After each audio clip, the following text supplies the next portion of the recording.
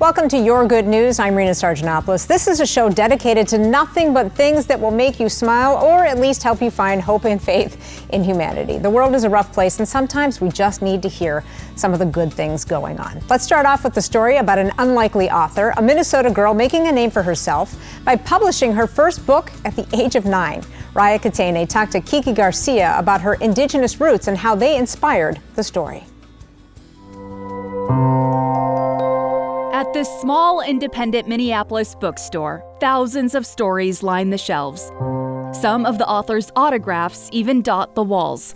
But that one right there. This one isn't quite like the others. With the cat, and it says NG Kiki Garcia. Kiki Garcia is this small bookstore's smallest author. Yeah. Small in size, but as a published writer at 9 years old, Okay. Kiki's reach, It's now as a 10-year-old, right here. stretches far and wide. Right here. These are two made-up characters. Based on her own life. But I'm real. Ready for adventure. Fishing by Torchlight is the story of 3 friends who spearfish after dark You put on a headlamp, to exercise their treaty rights. and then you have your spear, and then you look for the shine in the eyes of the wall. Soon we saw a jumping Ugo. It was so cool. As a member of the McGeezy clan, it's something Kiki is proud to teach the world. With our clan comes responsibility. With a little help from Dad. She has a lot of talent, and we've known for a while that her storytelling is one of her biggest strengths. We need to put our Asiba tobacco down. One day she said she wanted to publish, and that was kind of the beginning of our journey. Her message to me was, I'm ready to do it. A journey unfamiliar to either of them, A 20-page story took a year to just get it out there. but one that both have embraced. We all cheered, hoa, hoa. We never take more than we need. Because it's about your history, native or non-native. You still gotta learn about this because it is a part of the worldwide history. In this big, wide world filled with history, I'm gonna probably publish this book. Kiki is already planning for the future. Yeah, this is the story of Jigabas. And just like the water Kiki uses to fish, Today will be his story. her ideas never stop flowing. Let's say the water was getting damaged. We would think 5 generations ahead and think about what would happen if all the water was wrecked. Keep a reading drawing. A protector of the earth, I feel really proud of myself. and now a published author. I accomplished something that some people don't even get to accomplish. I'm very thankful for this to be here. Kiki has kicked off her book tour. She's got a number of events throughout Wisconsin and Minnesota if you'd like to catch up with her. Well, let's keep the good news going for Minnesota authors. History was just made at the Minnesota Book Awards. For the first time ever, one local author won 3 awards in a single year. Kaokalia Yang also reached every age group in the process, taking home awards for children's literature, middle grade literature, and for memoir. Ken Erdl has the story behind those stories. Pretty special. There's something universal about a gold star sticker. You know, when I was a kid, before I even learned how to read, I noticed the stickers on the books. And then when I became a writer, I learned how hard it was to earn them. Kaokalia Yang says before this week, she was lucky enough to earn 4 of these Minnesota Book Award stickers during her 17 years as an author. They sent me finalist stickers as well, but I'm a little bit superstitious, so I don't put them on. I wait. All right.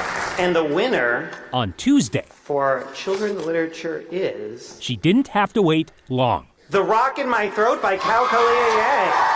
to add another Kaokalia Yang. and another Kaokalia Yang. and another. A story of my mother's life. 3 wins in a single year made history. And if you're wondering how that felt, Incredibly humbling, a little bit astonishing, but more than both things, I felt like I belonged. as a Hmong American raised in a refugee camp until the age of 6, these 3 stories all explore the journey to belonging. This one is about my own journey with speaking, with words. The Rock in My Throat tells the story behind a silent struggle that defined her early life. This is 7-year-old Galia, fresh new jeans. Around this time, she began refusing to speak in public for a heartbreaking reason. My voice died inside of me when I noticed how other people didn't have the patience to wait when Mom and Dad were struggling into understanding. I want to say thank you for all of the people who waited all of those years when I could not overcome the weight in my throat. In The Diamond Explorer, Kalia explores what it means for middle schoolers to find belonging in a scary world. Of all of the books, if you ask me, which was the real shocker, it was this one, The Diamond Explorer. It is the riskiest of all of my books. I know it. But she says it wasn't the scariest. That title belongs to Where Rivers Part, a story of my mother's life. When you take on your mother's voice, it doesn't matter who you are. It's a scary, daunting task. But it is a task that helped her better understand her own journey. Even in a dirty place, my mother gave me space and room to feel clean. And years later, she shines. But it feels like I'm giving my mom a star. So it's really very, very special. Very, very, very special. I hope you brought like a wagon for these things at this point.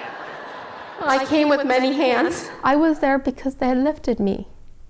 I've never been confused about that. Kalia says winning these 3 awards in 1 year is also an unlikely gift, considering she wrote all of them on different timelines. She says it took 7 years to finish The Diamond Explorer, compared to The Rock in My Throat, which she says she wrote in less than an hour. Can you even imagine? Well, now to a special story out of Maplewood, Minnesota, where 3 women are celebrating milestone birthdays, and the youngest is turning 101. Photojournalist Tommy Plottick takes us to the party. A lot of the residents weren't sure at first. They were like, oh, it's not that big of a deal. When you get to be this age, there isn't a lot going on. 104. You're 104? Yes. This was my mother's 108th birthday. I'm the youngest one here. 108. That's the oldest that I've been here or heard of in my tenure here, which is really awesome to see. Yeah, she's probably one of the oldest ones in the city.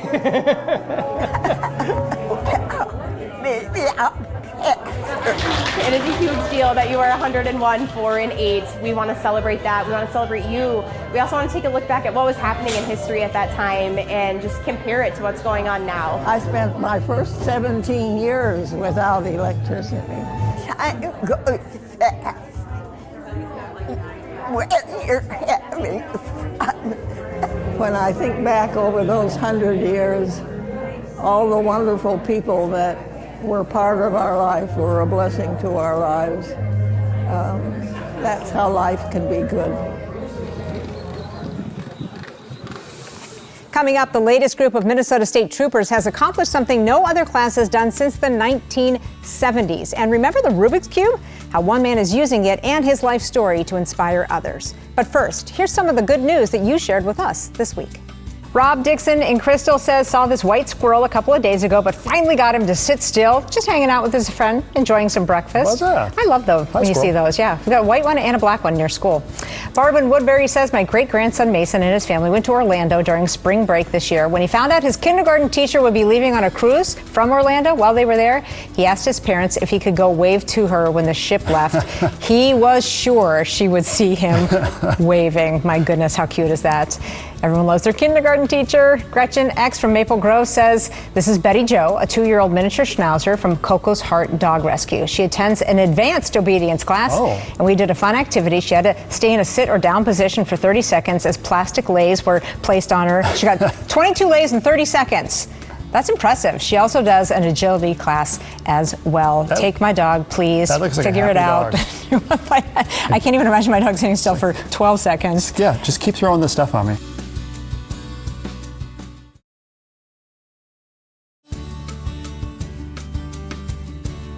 Welcome back. 42 new Minnesota State Troopers are ready for patrol after graduating from the training academy last week. Those graduates come from a wide variety of backgrounds, with each having their own personal reason for taking on the badge. Jessica Hart shares one of their stories.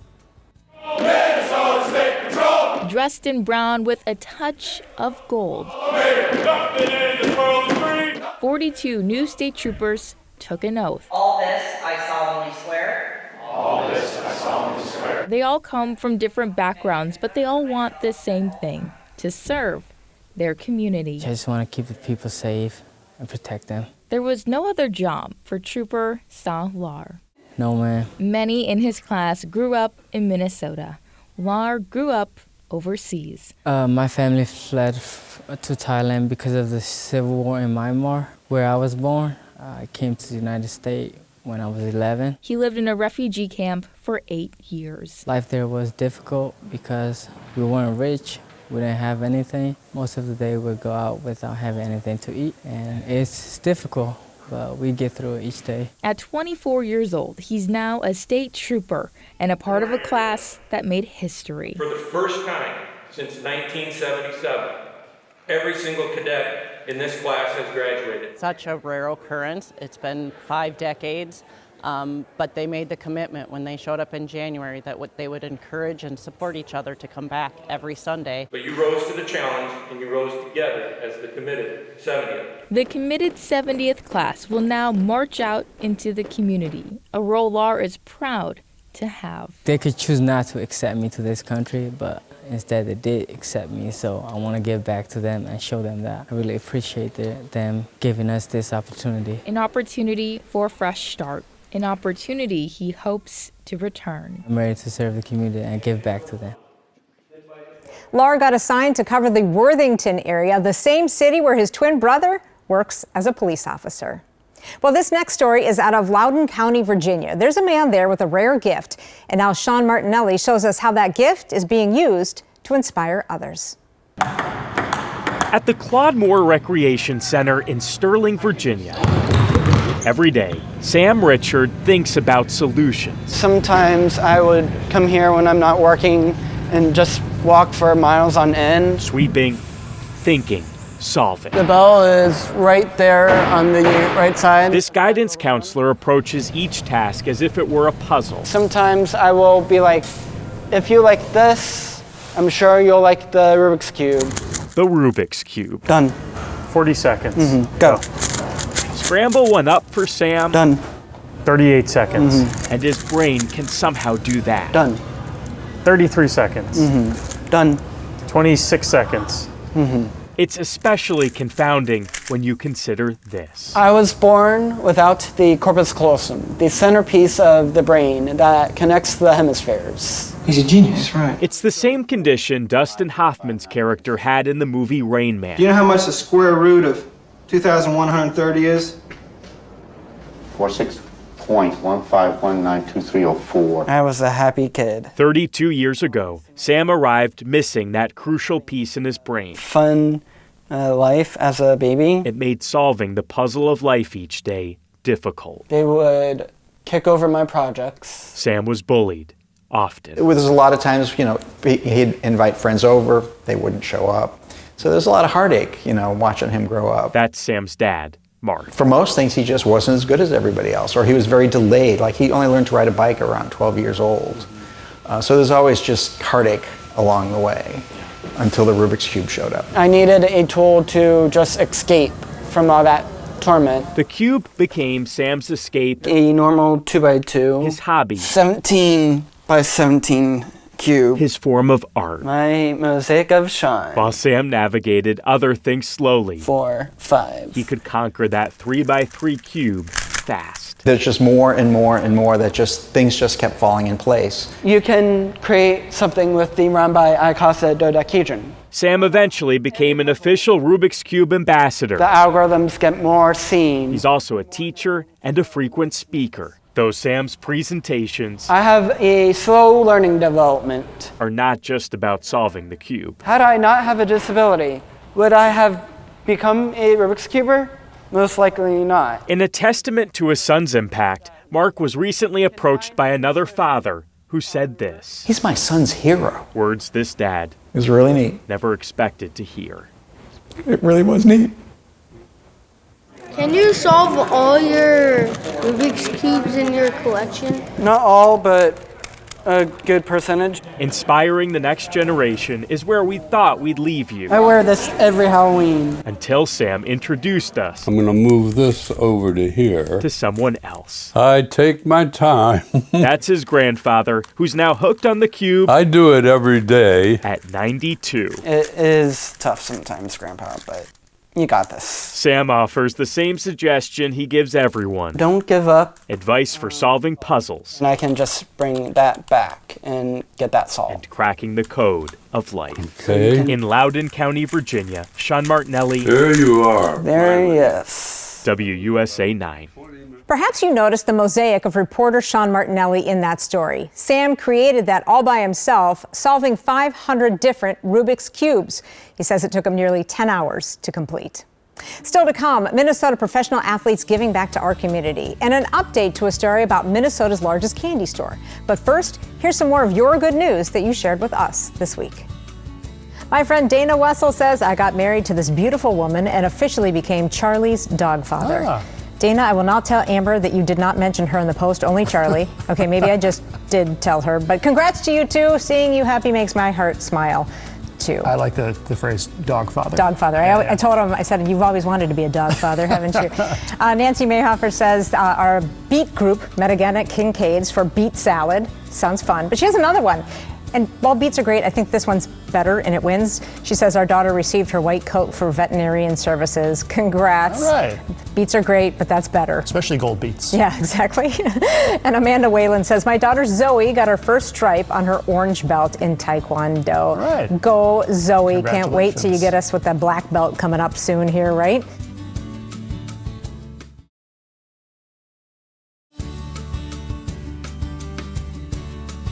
Welcome back. Here's a good news story involving professional athletes. The Minnesota Frost working hard off the ice. Recently, players and staff delivered more than 1,500 personal care items to Tubman, a domestic violence shelter in Maplewood. All of the items were donated by fans attending recent Frost games at the X and the players themselves eager to give back. I'm from Minnesota, so anytime I get a chance to go back and kind of give back to the communities that I was able to grow up in is awesome. So really happy to be here today. The Frost is also working with Minnesota sports and events to multiply community impact through the Assist 26 Legacy program. The hope is to increase growth and access to youth hockey in underserved communities.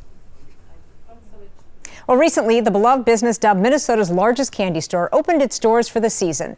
But there are a few changes. We'll get to those in a moment. First, though, we thought it might be fun to go back 10 years to 2014 when Boyd first introduced us to the unorthodox businessman behind the big yellow barn. Retailers call on ad agencies with the goal of increasing their traffic. Yes. Robert Wagner. Yes. Yes. Drives to the hardware store for more paint. Oof. There's got to be a mile of it. His marketing plan summed up in a word: marigold. You never have enough yellow fence. I'll give you that. It is different. Different is the cornerstone. We're very excited about it. Of Minnesota's largest candy store. We saw it and we had to come. My goodness. Oh, look it. Chocolate, chocolate, chocolate. That's Robert's father, 88-year-old Herbert, nicknamed Hippie. Yeah. Licorice, licorice, licorice. Holland, Holland, Holland. Have you guys been here before? And these are Robert's cousins. Madison Hartman. Madison Hartman. Yep, same name. She's Maddie 1 and that's Maddie 2. Which is bound to happen when every member of your family, All right. wife to mother, Pretty much. seems to be working here. I am third generation. Because different, too, 2, 3, 4, is working here. 5. I think 5 times we've gone that way now. The building is a little over a football field long. It just keeps growing. It kind of got convoluted. Robert keeps expanding to make room for candies Green, yellow, orange, pink. other stores have given up on. I found it here. That's 40, 50 years ago. I do not like to read any business stuff. If Robert did read business books, he might get some tips for his candy store website. There isn't one. Yeah, we don't have a website or a phone number. What? If we had a phone number out there, you'd be answering the phone all the time. Huh? My dad says that every day. This internet thing, it's going out. Really? Facebook. No, never been there. If we start reading the Walmart book, we're going to be like Walmart. Or Apple. My dad started growing apples before I was born. Robert and his family did not plan to add candy to their apple business. The big hailstorms for us were 2005, 2006. But with those hailstorms, 2 years worth of work was wiped out. It was such a blessing. A blessing? You're exactly right. How are you guys today? Call it lemonade from battered apples, as one table of candy put up to offset hail losses has grown to the region's largest candy store, bigger than the orchard ever was, and done their way. No credit cards. No scanner. It's all that computerized beep, beep. Plink, plink, plink, plink. I don't think that's ever going to happen. Can't risk drowning out the polkas. Hippie's favorite music. It's 7 songs and they're on replay all day long. You're right. I wish they would turn down this polka music. I'm trying to hibernate. Put that in your How to Succeed in Business book. More time for shopping. But make sure to add warm service. Hippie's fresh hot pies. Isn't that nice? How do you like that? 1, 2. Windows washed twice a day. And this. A quote from P.T. Barnum: "The noblest art is making people happy." Oh, I like these. I like chiclets. That sums up a lot. Oh, this is what Queen got. If the man who avoids business books ever writes his own, he may just title it, "The Best Offense is a Good Marigold Yellow Fence." Boyd Hubert, KARE 11 News, Jordan. They have literally everything here. Well, since that story aired 10 years ago, Minnesota's largest candy store still does not take credit cards, have a business phone, or a website, but much has changed. Sadly, Robert's parents, Dolores and Hippie, have both passed away. However, the candy store has continued to expand. A 60-foot tall dome went up in 2017, and this year, Robert has added a jungle-themed room. Also, you may have heard that the candy store was moving in a land swap with the county. Turns out, though, the soil on the proposed site was too wet, so it's staying put right where it's at on Highway 169, south of Jordan. All right, let's take a final listen to some of the good news that you've shared with us this week. Scott David says, celebrated Easter with my friend who's becoming a killer personal trainer. Awesome. Probably not eating the peeps if you're doing the personal training, right? The headgear, right? Yeah. Scott Thompson sent us this beautiful pic and said, back on the water. By the way, this is Lake Beltane in Nevis, Minnesota. Doesn't that look pretty? No ice on that lake. I know, right? And Melissa Tesh has 2 to share. First, her new grandpuppers. This is Bodie. Hi, Bodie. Bodie's very cute. So is the lovely lady holding her. And her girlies enjoying some spring sunshine. Asterisks. Photo obviously not taken today. My buddy George Espenson sent this in. Lunch and cribbage at Kamarchek's yesterday.